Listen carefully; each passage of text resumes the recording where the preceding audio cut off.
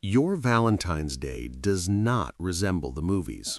There is no surprise proposal, no dramatic declaration, no orchestral swell as recognition finally arrives. There is instead the specific intimacy of people who have survived together, who know each other's wounds well enough to avoid them, who understand each other's silences well enough to respect them, who have built love not through grand gesture, but through daily choice, continued until choice became habit and habit became identity.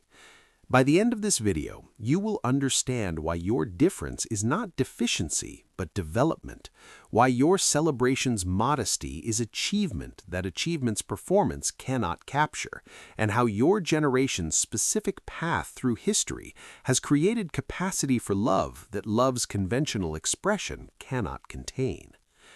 The difference begins with understanding of time.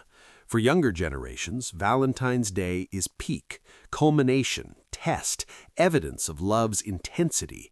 For you, it is point on continuum, one day among thousands, significant only in context of others, meaningful primarily as reminder of what persists rather than announcement of what has arrived.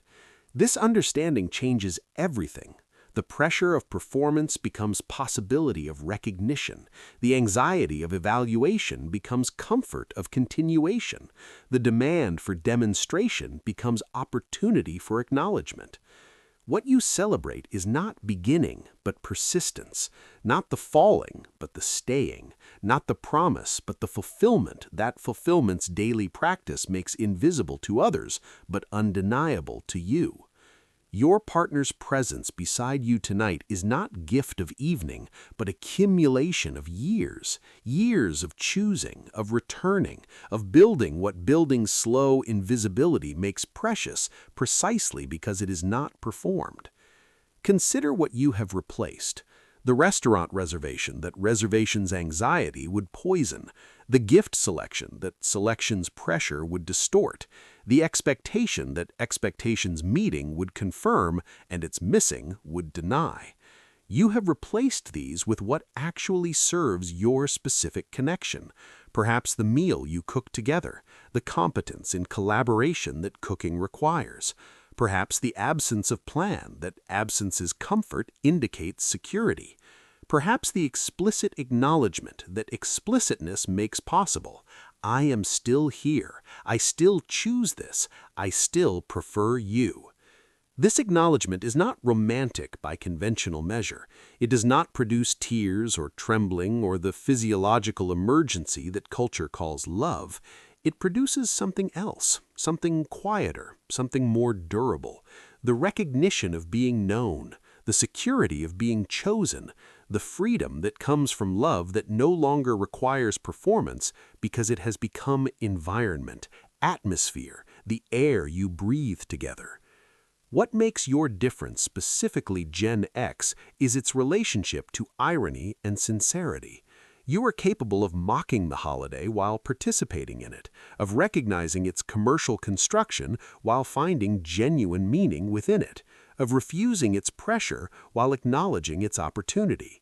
This double consciousness is not cynicism, it is maturity, the capacity to hold contradiction, to find value in what you also critique, to build meaning from materials that meaning's pure form would reject.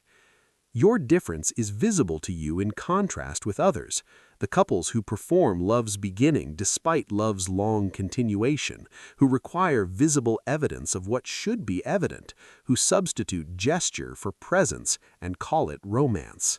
You do not judge them, you recognize their need, their formation, their different path through history, but you do not share it.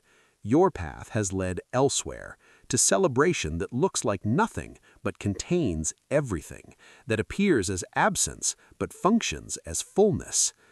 Tonight you will do what you do differently, not differently for difference's sake, but differently because difference is what your specific history has made necessary and what your specific love has made possible.